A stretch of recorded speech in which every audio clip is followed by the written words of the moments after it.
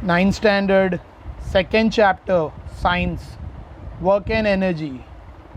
तो we are discussing with the answer. हम लोग ये वीडियो में आंसर्स, क्वेश्चन आंसर डिस्कस करेंगे। इसके पहले मैंने वर्क एंड एनर्जी का टेक्स्ट बुक से पूरा एक्सप्लेनेशन वाला वीडियो अपलोड कर चुका हूँ, ठीक है। अगर आपने वो वीडियो नहीं देखा है तो मेरे चैनल की प्लेलिस्ट में अवेलेबल है। चैनल सब्सक्राइब करो और प्लेलिस्ट में you can easily find it, सारे वीडियो सीक्वेंस में, ठीक है। तो टेक्स्ट बुक से work and energy, text book से सारे important point means text book level से, क्योंकि उसमें सारे ऑब्जेक्टिव्स कवर हो जाते हैं। और ये वीडियो में हम लोग सारे क्वेश्चन आंसर्स, जो टेक्स्ट बुक के जो एक्सरसाइज क्वेश्चन आंसर्स है, क्वेश्चन के साथ आंसर्स भी, हम सारे आंसर्स डिस्कस करेंगे। I am going to explain you all the answers, ठीक है। So first question, right detail answer है। First question, explain the difference between potential and kinetic energy. Potential energy क्या होती है, काइनेटिक एनर्जी क्या होती है, ठीक है। तो जो एनर्जी पोजीशन के हिसाब से होती है या स्टेट के हिसाब से होती है उसको कहते हैं पोटेंशियल एनर्जी, और जो एनर्जी मोशन के हिसाब से होती है उसको कहते हैं काइनेटिक एनर्जी। मैं आपको और सरल सिंपल वर्ड्स में एक्सप्लेन करता हूँ। पोटेंशियल एनर्जी स्टोर एनर्जी को कहते हैं, ठीक है। जमा एनर्जी को पोटेंशियल एनर्जी कहते हैं और मूविंग एनर्जी को काइनेटिक एनर्जी कहते हैं, ठीक है। अब यहाँ पे डेफिनेशन रीड कर लेते हैं। The energy stored in an object because of its specific state और position is called potential energy. Energy जो बॉडी में है, ऑब्जेक्ट में कोई एनर्जी है, ऑब्जेक्ट में एनर्जी स्टोर्ड है, ठीक है, उसके स्टेट या पोजीशन की वजह से उसे कहते हैं पोटेंशियल एनर्जी। और काइनेटिक एनर्जी, जो एनर्जी ऑब्जेक्ट में उसके मोशन की वजह से है उसके कहते हैं काइनेटिक एनर्जी, ठीक है। पोटेंशियल एनर्जी का फॉर्मूला है mgh, काइनेटिक एनर्जी का फॉर्मूला है हाफ mv²। तो डिस्टिंग्विश के दो पॉइंट हो गए। थर्ड पॉइंट अगर आपको चाहिए तो आप ऐड कर सकते हो, मैं एग्जांपल दे रहा हूँ। देखो, water stored in a tank, water जो स्टोर किया है in a tank of the terrace of a building, ये पोटेंशियल एनर्जी है। या फिर आपने वो धनुष्य बाण देखा होगा, तीर कमान, ठीक है, बो एरो। तो आप जब एरो को बो में डाल के स्ट्रेच करते हो, ठीक है, जब आप धनुष में बाण लगाकर स्ट्रेच करते हो, ठीक है, तो उसमें पोटेंशियल एनर्जी भर जाती है। जैसे ही आप धनुष्य छोड़ोगे, मतलब जैसे ही आप रिलीज़ करोगे वो स्ट्रिंग, धागा, रस्सी, तो एरो निकल के टारगेट की तरफ भागेगा। तो दैट इज़ काइनेटिक एनर्जी, ठीक है। पहाड़ के ऊपर पानी है, पोटेंशियल एनर्जी। ऊपर से पानी नीचे गिर रहा है, झरना, काइनेटिक एनर्जी, ठीक है। एग्जाम्पल दे रहा हूँ मैं काइनेटिक एनर्जी, पोटेंशियल एनर्जी का। और यहाँ पे 2 पॉइंट दिया ही है। Second, derive the formula for kinetic energy of an object of mass m moving with a velocity v। तो ये मैंने कहा है, इसको मैं वीडियो के एंड में अपलोड करूँगा, ठीक है। इसका इमेज मैंने फर्स्ट वीडियो में डाला है पूरा, लेकिन उसका एक्सप्लेनेशन नहीं किया है, तो मैं वीडियो के एंड में या फिर नेक्स्ट वीडियो में कर दूँगा। Third, prove that kinetic energy A falling object on reaching the ground is nothing but the transformation of its potential energy derived, यानी ये भी एक डेरिवेशन है फ्री फॉल का, तो ये भी नेक्स्ट वीडियो में करेंगे, ठीक है।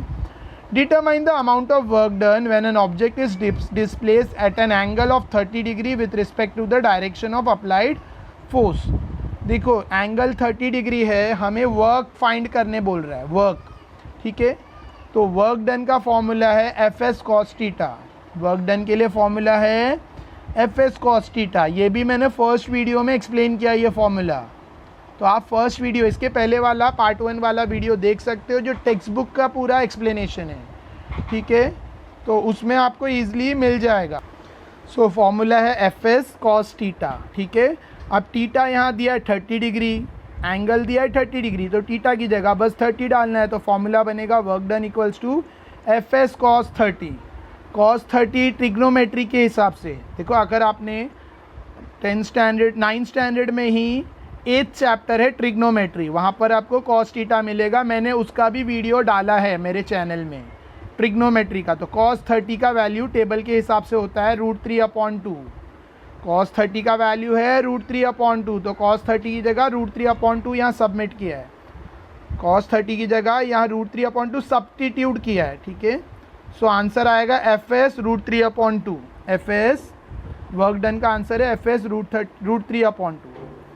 Next question, if an object has zero momentum, अगर ऑब्जेक्ट का मोमेंटम ज़ीरो है, मोमेंटम मतलब मास इनटू वेलोसिटी ज़ीरो है, ठीक है, mv को मोमेंटम कहते हैं, वो ज़ीरो है।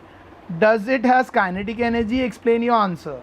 अगर मोमेंटम ज़ीरो है तो काइनेटिक एनर्जी भी ज़ीरो ही रहेगी, ठीक है, क्योंकि ऐसे केसेस में वर्क डन ज़ीरो रहता है। ऑलराइट, देखो वापस से, अगर मोमेंटम ज़ीरो है तो काइनेटिक एनर्जी रहेगी या नहीं, एक्सप्लेन करो। तो आंसर है no, the object does not have kinetic energy, क्योंकि मोमेंटम नहीं है तो काइनेटिक एनर्जी भी नहीं होगी। अब उसको एक्सप्लेन किया है, देखो कैसे एक्सप्लेन किया है। K equals to half mv², kinetic energy का फॉर्मूला है, kinetic energy equals to half mv², half mv², ठीक है। और मोमेंटम का फॉर्मूला mv, मोमेंटम का फॉर्मूला है mv, तो kinetic energy equals to half mv into v। देखो यहाँ पर v² को स्प्लिट किया है, v² को स्प्लिट किया है, किस में स्प्लिट किया है v² को, ठीक है। देखो यहाँ पर mv² को स्प्लिट किया है, ठीक है, ऑलराइट। यहाँ पर mv² को देखो, ये जो v² है ना, इसको यहाँ पर स्प्लिट करके लिखा है, ठीक है, v² को 2 बार v लिखा है, ठीक है। सो हाफ mv² होगा half mv into v, half mv into v. So mv zero है, इसके लिए हाफ ज़ीरो इंटू वी, सब कुछ ज़ीरो होगा, zero multiply by anything is zero, ठीक है। mv यानी p ज़ीरो है मोमेंटम, तो इसके लिए half into p into v, और p का वैल्यू ज़ीरो है, इसके लिए सब मल्टीप्लाई होकर ज़ीरो होगा और फाइनली काइनेटिक एनर्जी ज़ीरो आएगी, ठीक है।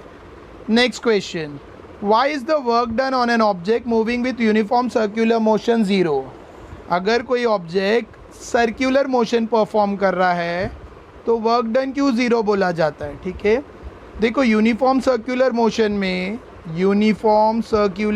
में फोर्स का डायरेक्शन, ठीक है, रेडियस के हिसाब से होता है और मोशन का डायरेक्शन टेंजेंट के हिसाब से होता है, और टेंजेंट हमेशा रेडियस को परपेंडिकुलर रहता है। मैं वापस रिपीट कर रहा हूँ, सर्कुलर मोशन में फोर्स का डायरेक्शन रेडियस के हिसाब से होता है, रेडियस के डायरेक्शन के हिसाब से होता है, और मोशन का डायरेक्शन टेंजेंशियल होता है, टेंजेंशियल मतलब टेंजेंट के डायरेक्शन में, ठीक है। और रेडियस टेंजेंट को परपेंडिकुलर होता है, यानी थीटा 90 डिग्री, और कॉस 90 का वैल्यू ज़ीरो है, कॉस 90 ज़ीरो है, ठीक है। देयरफॉर वर्क डन का फॉर्मूला है F cos theta, Fs cos theta, work done का फॉर्मूला है Fs cos थीटा, थीटा 90 यानी ज़ीरो, तो Fs into zero is zero, तो वर्क डन इज़ ज़ीरो। ये भी मैंने इसके पहले वाले वीडियो में एक्सप्लेन किया है।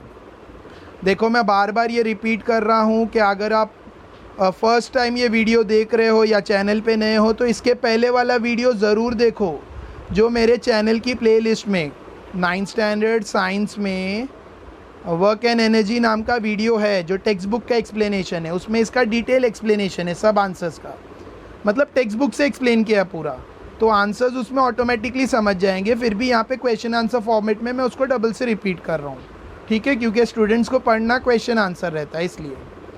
सो इसको एक्सप्लेन किया, work done equals to force into displacement. In case of uniform circular motion displacement is zero. Uniform circular motion में ऑब्जेक्ट जहाँ से स्टार्ट हुआ घूम के वापस वहीं आ जाता है, तो डिस्प्लेसमेंट ज़ीरो बोला जाता है, because the object returns to the same initial point repeatedly, hence work done is zero. इसके लिए वर्क डन ज़ीरो है। नेक्स्ट ब्लैंक्स है, मतलब चूज़ द करेक्ट अल्टरनेटिव्स है, और इसमें ये मल्टीपल चॉइस MCQs है, मतलब आप एक से ज़्यादा ऑप्शन आंसर में लिख सकते हो, ठीक है, 4 में से 2 आंसर भी ऑप्शन लिख सकते हो। तो फर्स्ट ये टेक्स्ट बुक के क्वेश्चन है, टेक्स्ट बुक के पीछे जो एक्सरसाइज है उसका। For a work to be perform energy must be, तो आंसर 2, इधर डायरेक्ट आंसर दिया है, फर्स्ट और थर्ड आंसर है। वर्क करने के लिए एनर्जी क्या होनी चाहिए, transferred from one place to another और transform from one type to another. Work होने के लिए एनर्जी एक प्लेस से दूसरी प्लेस ट्रांसफ़र होनी चाहिए और या तो एनर्जी अपना फॉर्म चेंज करना चाहिए। Next second question, joule is the unit of, joules किसका यूनिट है, वर्क का भी है और एनर्जी का भी है, ठीक है। Which of the forces involve in dragging a heavy object on a smooth horizontal surface have the same magnitude, कौन सा फोर्स लगेगा जो किसी को कोई हैवी ऑब्जेक्ट को स्मूथ हॉरिजॉन्टल सरफेस पे खींचने के लिए सेम मैग्नीट्यूड वाले कौन से फोर्स लगेंगे, तो ग्रेविटेशनल फोर्स और reaction force in vertical direction. देखो यहाँ पे मैं डायरेक्ट आपको रीड करके दे रहा हूँ, एक्सप्लेनेशन वीडियो में है, एक्सप्लेनेशन इसके पहले वाले वीडियो में है, ठीक है। Power is measured of the rapidity of the work, देखो पावर्ड मतलब स्पीड, क्या स्पीड से वर्क हुआ, मतलब कितना फास्ट वर्क हुआ या कितना स्लो वर्क हुआ, उसको कहते हैं पावर। तो यहाँ पे लिखा है power is the measure of the dash, answer है power is the measure of the rapidity with which a work is perform, यानी फास्ट, कितना फास्ट वर्क हो रहा है। और दूसरा ऑप्शन था, दूसरा आंसर है the slowness with which the, या कितना धीमे काम हुआ, ठीक है, ये पावर है। देखो टेक्स्ट बुक में 4 ऑप्शन दिए हैं और यहाँ आंसर है डायरेक्ट, तो इसमें 2 आंसर जो भी है, मल्टीपल चॉइस में 2 आंसर्स वाला अलाउड है। वाइल ड्रैगिंग और lifting an object negative work is done by, कोई भी चीज़ को ड्रैग करते वक्त, खींचते वक्त या ऊपर उठाते वक्त नेगेटिव वर्क बोला जाता है, क्यों, क्योंकि ग्रेविटेशनल फोर्स अपोजिट डायरेक्शन में एक्ट करता है और अगर आप ड्रैग कर रहे हो तो फ्रिक्शनल फोर्स अपोजिट डायरेक्शन में एक्ट करता है, ठीक है। Right the following sentence using proper alternative, अब यहाँ पे भी ऑप्शनल ब्लैंक्स है लेकिन एक ही ऑप्शन लिखना है। First, the potential energy of a body is least when you are sleeping on the ground, potential energy सबसे कम बॉडी में रहती है जब हम लोग ज़मीन पर लेटे रहते हैं, ठीक है। Second, the total energy of an object changing freely towards the ground, total energy, कोई भी बॉडी ऊपर से नीचे गिर रही है तो उसकी जो टोटल एनर्जी वो क्या रहती है, रिमेन अनचेंज्ड, टोटल एनर्जी कभी बदलती नहीं है। पोटेंशियल एनर्जी बदलती जाती है, यानी कोई ऑब्जेक्ट ऊपर से नीचे गिर रहा है तो उसकी पोटेंशियल एनर्जी कम होती जाती है और काइनेटिक एनर्जी बढ़ती जाती है। लेकिन टोटल एनर्जी मतलब पोटेंशियल प्लस काइनेटिक एनर्जी वो अनचेंज रहती है, वो बदलती नहीं है। If we increase the velocity of a car moving on a flat surface to 4 times its original speed, its potential energy will dash, अगर कार की वेलोसिटी बढ़ जाए, स्पीड बढ़ जाए, ठीक है, अगर कार की वेलोसिटी बढ़ जाए 4 गुना तो उसकी पोटेंशियल एनर्जी में कोई फ़र्क पड़ेगा, नहीं, कोई फ़र्क नहीं पड़ेगा। हाँ, काइनेटिक एनर्जी बढ़ेगी, अगर कार की वेलोसिटी 4 times बढ़ गई, अगर कार की वेलोसिटी 4 times बढ़ गई तो उसकी काइनेटिक एनर्जी 4 times बढ़ जाएगी, लेकिन पोटेंशियल एनर्जी सेम रहेगी, चेंज नहीं होगी। Next question 4, study the activity and answer the question, activity पढ़कर आपको क्वेश्चन का आंसर देना है। तो एक्टिविटी है, take 2 aluminium channel of different length, 2 aluminium के चैनल लो, एक बड़ा एक छोटा। Place the lower end of the channel on the floor and hold the upper end at the same height, ठीक है, लोअर एंड को ज़मीन पे रखो और अपर एंड को सेम हाइट पे पकड़ो, ठीक है। Now take 2 balls of same size and weight, 2 ball लो सेम साइज़ के और सेम वेट के, 2 एल्यूमिनियम के चैनल लिए, एक छोटा एक बड़ा, दोनों को फ्लोर की तरफ, लोअर एंड फ्लोर की तरफ रखें और अपर एंड दोनों को सेम हाइट पे रखें, ठीक है। नाउ टेक 2 balls, 2 balls लेने हैं सेम साइज़ के और सेम वेट के, release them from the top and of the channel, और दोनों बॉल को टॉप से छोड़ना है, ठीक है।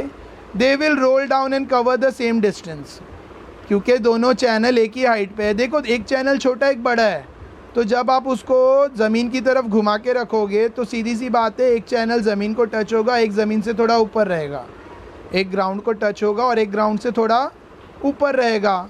क्यों ऊपर रहेगा, क्योंकि उसकी हाइट कम है, ठीक है, दोनों सेम हाइट, दोनों को सेम हाइट पे रखा हुआ है, ठीक है, मतलब हाइट पे दोनों को सेम है, लेकिन एक बड़ा है तो बड़ा वाला ग्राउंड को टच होगा, सीधी सी बात है, और दूसरा वाला ग्राउंड को टच नहीं होगा, ग्राउंड से ऊपर रहेगा।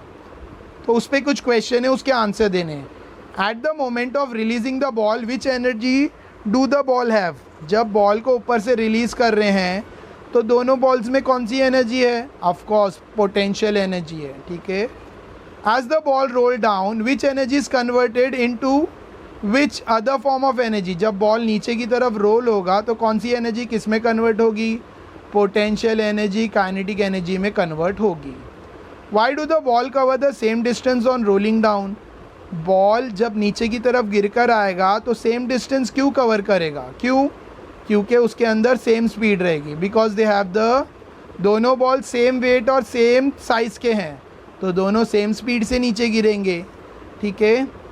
What is the form of eventual total energy of the body? जो फाइनल एनर्जी रहेगी, टोटल एनर्जी, वो कौन से फॉर्म में रहेगी? पोटेंशियल या काइनेटिक? तो वो काइनेटिक एनर्जी में रहेगी। What is the form of eventual total energy of the ball? Kinetic energy, sorry. Last question. Which law related to energy does the above activity demonstrate? कौन सा law बता रहा है? ये एक्टिविटी जो हमने की है कौन सा लॉ बता रहा है? तो ये कौन सा लॉ बता रहा है? Law of conservation of energy. Law of conservation of energy. Energy can neither be created nor be destroy, it can be only transform from one form to the another. The total amount of energy in the universe always remains constant. ये है law of conservation of energy. Energy ना तो पैदा की जाती है ना तो उसको कोई नष्ट कर सकता है, वो हमेशा अपना सिर्फ फॉर्म चेंज करती है, ठीक है। एनर्जी सिर्फ फॉर्म चेंज करती है और विश्व में जितनी एनर्जी है वो कांस्टेंट है, मतलब वो फिक्स है, कम ज़्यादा नहीं होती, ठीक है। देखो ये मैंने सारे आंसर्स जो टेक्स्ट बुक के हैं वो आपको एक्सप्लेन किए, बट आई नो इसमें एक्सप्लेनेशन कंप्लीट नहीं है। इसके लिए मैं आपको बार बार कह रहा हूँ कि ये वीडियो से पहले आप इसके पहले वाला वीडियो जो मैंने इसके पहले जस्ट लोड किया है, जो मेरे चैनल की प्लेलिस्ट में अवेलेबल है, आप जाके देख सकते हो। चैनल की प्लेलिस्ट में 9th स्टैंडर्ड साइंस का जो वीडियो है उसमें मैंने टेक्स्ट बुक से सब कुछ एक्सप्लेन किया है, टेक्स्ट बुक के पॉइंट ऑफ व्यू से, मतलब सीक्वेंस वाइज, ठीक है। पूरा सीरीज़ में वीडियोस आपको अवेलेबल मिलेंगे 9th स्टैंडर्ड साइंस में, ठीक है। सो पहले वो वीडियो देखो, फिर ये वीडियो देखो, तो it will be more better, क्योंकि इसमें सिर्फ क्वेश्चन आंसर का एक्सप्लेनेशन है, ठीक है। आई होप आप